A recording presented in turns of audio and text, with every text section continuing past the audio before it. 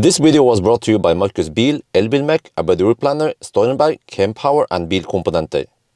Yo, what's up? Today we're going to take a look at the smart #3 Brabus.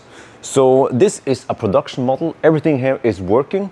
So I will do just a review of it while standing still. I cannot drive it yet. But okay, so first a little spec here. This is all-wheel drive with 428 horsepower. And what is the Brabus? You can see here. Yeah, it has 66 kilowatt. Wait, they don't use Brembo brakes. That would be, oh no, that would be Banne i kirka. Okay, but 66 kilowatt hour gross capacity, 62 kilowatt hour net capacity. It can charge 150 kilowatt. It has the possibility to use roof rack. It can tow 1,600 kilogram. There's also a Pro Plus rear-wheel drive that can also tow 1,600 kilogram. I like it. And the rear-wheel drive has 268 horsepower. So that's the way to go, man. Rear-wheel drive or all-wheel drive, not front-wheel drive. And then, what else is it? Yeah, okay. So let's start with the front, shall we? I can show in the back here. See, it is actually called Smart #3, not number 3 or something. Look here. The charge port is on the left side with the right side, not the right side with the wrong side, huh? Even the Germans are doing this. And also, since this is smart, it has stuff from Mercedes, you know? So it's like you get the Mercedes quality, but then you get a smart. So the door handles are like this, it pop out. Oh, it's a smart there. Open here, and then we just double tap. And this is interesting, the way the hood opens. You see, it opens here, like this. It's like a Mercedes. It has struts to hold it up, nice. And also, since you have the double tap, then there is no secondary locking here, latch or something. And there is actually a small frunk here to hold your cables, maybe. Yeah, this is the decorative, yeah, you can see that they haven't put them on. Maybe because they just changed tires, I'm not sure. I think in Norway it comes with Hakkabilitta R5. And also tire dimension, if that matters, 245, 40, 20, front and rear. So no staggered there. And also the rims here, this is real Brabus. Yeah. Okay, so that's the front. And also interesting, I think this was just like in the #1, wasn't it? That you have a lid under the lid. Yeah, if you want to fill up washer fluid, just, wait, what? Huh? Why is the stuff in Chinese here? I'm just kidding. This is made in China, by the way, the car. Look at this. If that matters, you can adjust the headlights here. And that one. And yeah, we have matrix lights. And then the radar, I tried to check it. I don't know if it's heated or not, but at least it's quite visible. Wow, I just noticed how wide the hood is. Okay, so you're supposed to just slam it down to close it. You see, if I just, yeah, I think it's closed now. The hood doesn't seem too long. The car is only 4.4 meters long. And we have wheelbase 2.7 something meters. All right, and then let's start in the back. So this is also interesting. There's like a spoiler thing here. But where's the button for opening the trunk? Well, there's a kick sensor. Usually you kick on the flag. You see? And then you wait for the lag, sending data to China. What? Wait. It might be because the car is on, okay, but you heard it. I enabled it. But here's the button. It is hidden here in the smart. You see? That's the button. Like a ninja, huh? Ancient Chinese secret. Okay, and then here we have a relatively spacious trunk. We have actually 12-volt outlet in the back, also in the front. But you see that the wheel or the trunk area is somewhat narrow because the wheels are right here. So they cannot open up too much space here. But at least there is something here, but you can open up this lid, you see. If I take out the whole lid, and unfortunately the lid here cannot be adjusted further down, but at least you have some trunk space here. I would assume, based on my gut feeling, that I can fit my Cybex e-Priam stroller in here even. There's a cable, there's some stuff here, so yeah, you could totally just drive around like this. And then this is also what I like. Let me see, I'm gonna show you here. Proper sturdy metal hooks. What, the spring-loaded thing, oh, that is strong. But you have metal hooks in all four corners in case you need to secure some stuff. And also, we also have ski opening here, you see.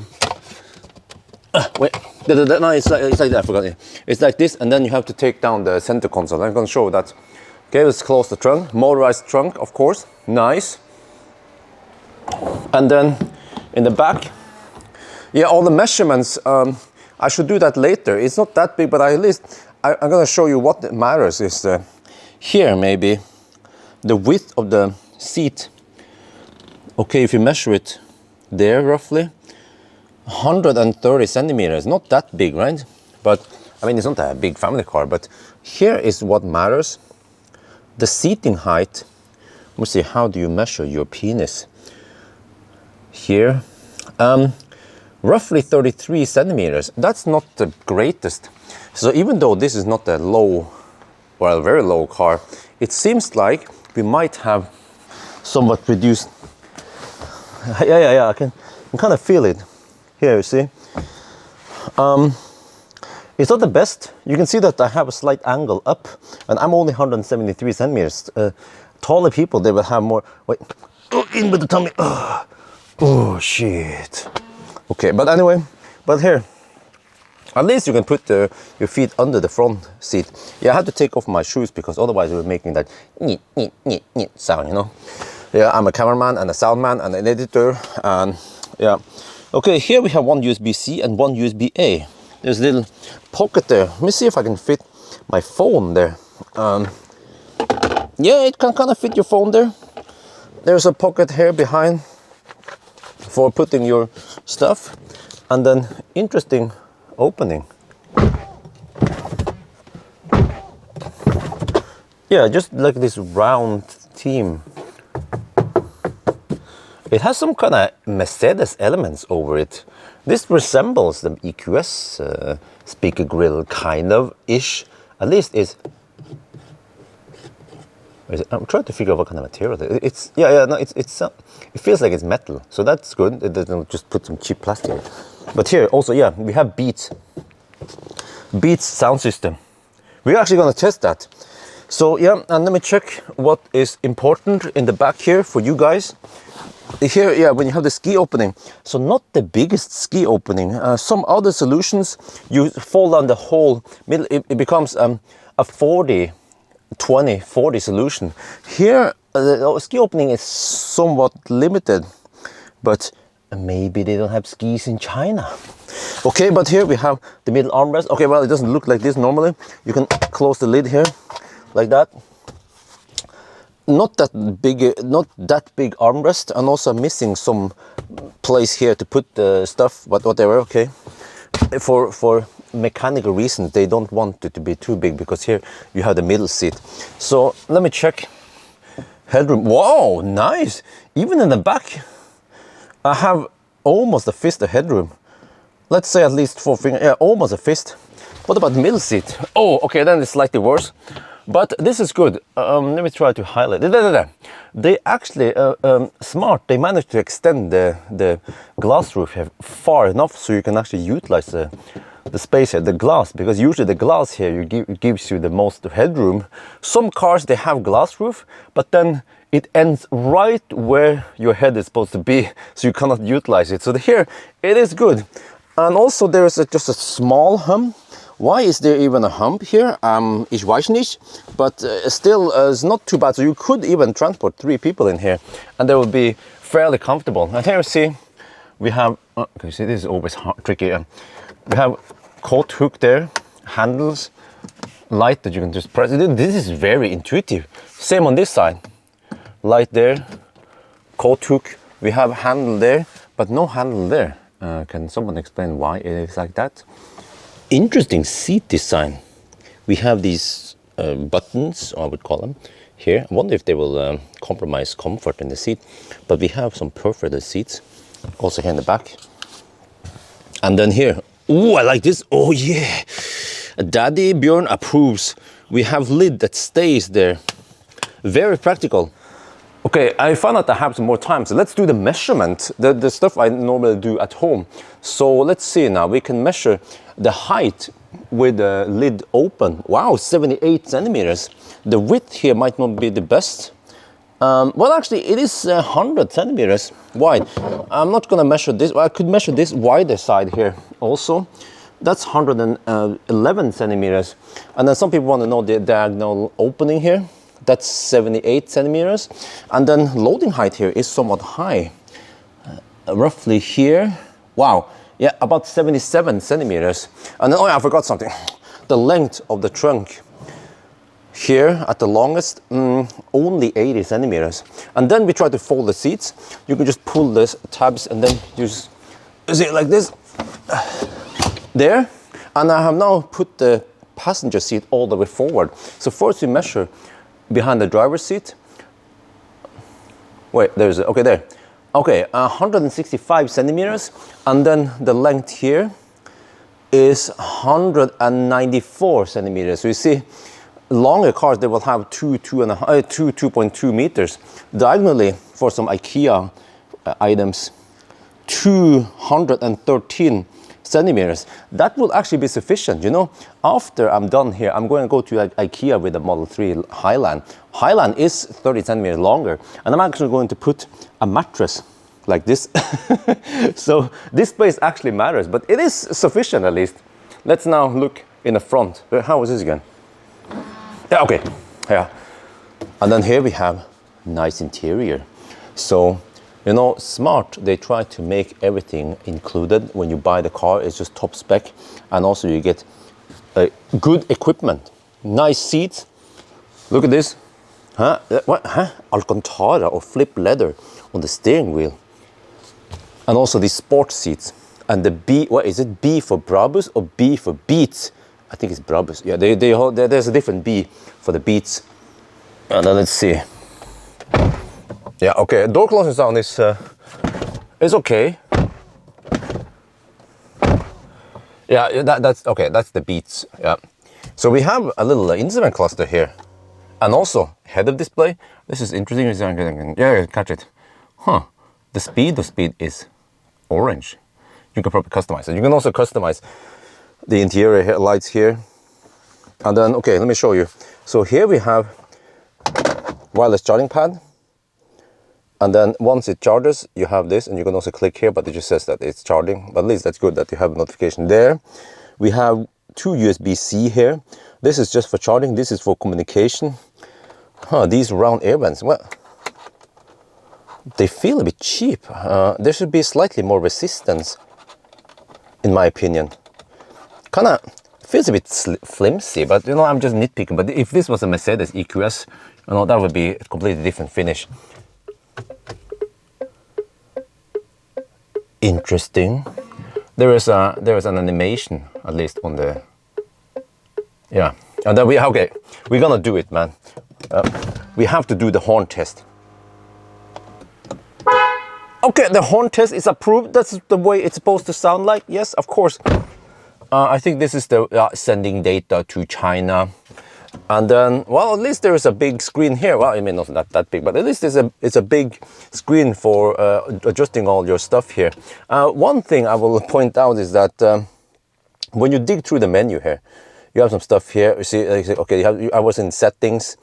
When you go to lighting, you have something here. But you go to general, you have settings here, but you also have a menu here, a sub menu. You have to just know how you see here, safety assistance. You just have to know how the menu system has been organized here. So do you agree with this layout? I found it a bit messy in the beginning, but okay, maybe I gotten used to it. Yeah, all right. And then also, I can't show you guys here, but I also asked them, very important, this car has preheating of the battery before fast charging. They just gave you a manual option, so you just manually preheat and they will do whatever it needs to do based on state of charge, temperature, and so on. And then, okay, let me walk through the rest. So here also we have this center room here. it is actually fairly deep. I like it. But also here, I don't know if you can see it here, that's air vent. And they claim you have cooling.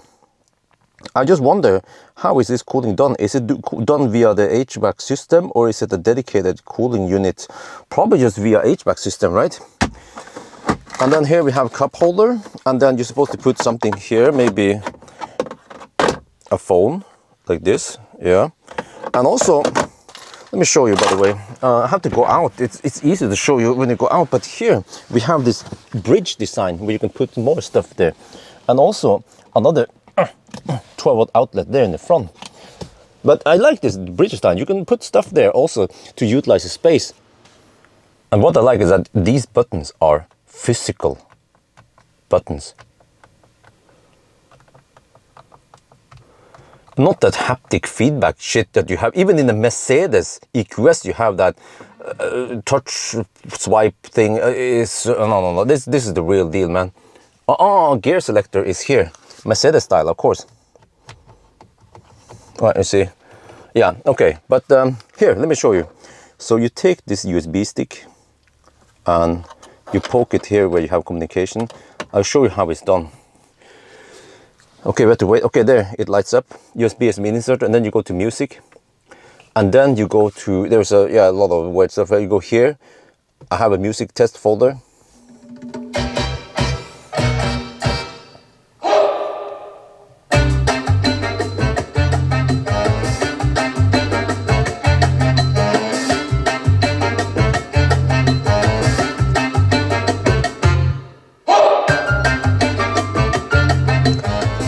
It has quite a dominant bass, also deep, powerful bass. I like it. Also, the sound is quite clear. And look, I have buttons there I can adjust the volume, but unlike the EQS or the Mercedes, it doesn't have to be EQS, there is no physical skip button on the steering wheel. You have to, move the cursor, and then so here you can just skip. Wait, well, no, it's now in the menu. Oh yeah, how is it? Sorry, my clumsiness. I thought I could use a skip. Oh no, I think I had to switch something here. Yeah, it cannot play the Kickoff by Evening Traveler. I'm not sure. Some cars will struggle to play it, even though it's a WAV file, but it's just maybe a slightly different frequency or something.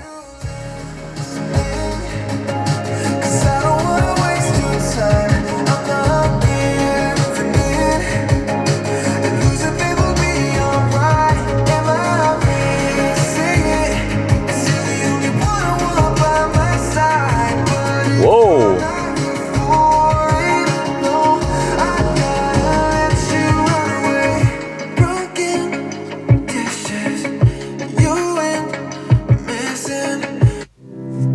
Okay, now I'm gonna listen to some rattling in the doors.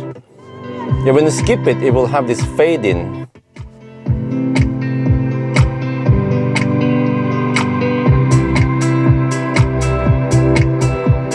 Yeah, no rattling. Yeah. German quality. Okay, last song. Here we have some nice deep bass. It's deep at least. It might lack that little punch. But man, the bass might be a bit overwhelming. It depends if you like this beat style or not. So I would personally tap down the volume slightly on the. You can do it here, you see. Yeah, it's been set to middle, but you can maybe use some of the other. Oh yeah, you have presets, of course. But yeah, let me now go back to the music here. I'm gonna skip a little bit. I'm gonna test something else. When you play really loud, will it clip?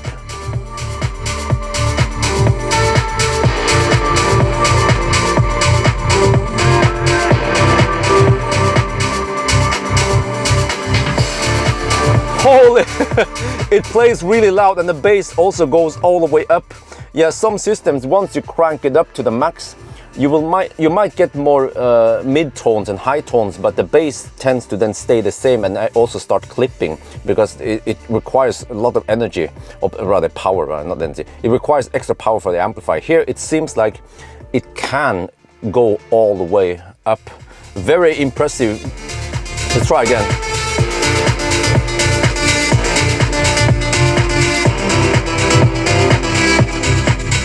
Okay, Maybe at the very end I heard slightly more distortion, but okay, anyway, that was the end of the very extensive sound test.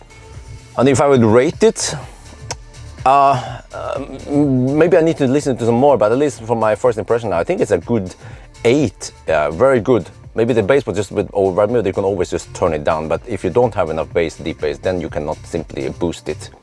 Let's see if I just pull out. I'm not sure if you're supposed to just pull it out. Oh, people are like, oh, don't pull out, don't pull out. Well, I always pull out. Oh, wow, this is pretty cool. It actually says supported formats here. FLAC, MP3, WAV, MQ, AMR. Wow, it's lots of formats. Unsupported, huh? Okay, cool. That is pretty cool, man. Okay, anyway, let me check again the remaining stuff. Wow, plenty of headroom here. More than a fist of headroom. Remember that I'm still 173 centimeters. And then the seat just looks and feels nice. I have, well, that's the thing, by the way. I have fairly good side support, but I feel like the side support on the leg here might be slightly better. If I toss this car around the corners, I mean, it's a Brabus after all, or on a track, I might feel like I'm lacking some side support here. But also this car has launch control. Of course, once I borrow it, I'm gonna test launching, maybe even 90 to 10% launching. And then here we have makeup mirror, only one light there. Is that a new trend? Huh. Normally there'd be a light here, maybe one light on each side, but not in this car. So there you guys have it, Smart #3. Can't wait to test it. Nowadays I tend to test the same car with slight different variant, but here it is brand spanking new car. So I also eventually have to test #1. I already booked it, so in not too long I'm gonna pick it up and we're gonna do everything. 1,000 kilometer challenge, banana box, you know, range test, acceleration test, headlight test. We also need to test this, but at least so far it looks promising. And then when it comes to price, by the way, the one that rear-wheel drive with 268 horsepower, this is called Pro Plus. I don't know why rear-wheel drives are called Pro, you know, just like the ID family. But that one costs roughly 400,000 NOK, 40,000 euros. And then the Brabus with 468 horsepower all-wheel drive, it does 0 to 100, by the way, in 3.7 seconds, which is faster than a Porsche Taycan 4S. It costs around 500 something NOK or 50,000 euros. So yeah, it's a small compact car, but as long as you don't need a big car, maybe you just want the speed or other things. Anyway, I think that's gonna be it for now. I hope you guys enjoyed this video. As always, thank you for watching and talk to you later.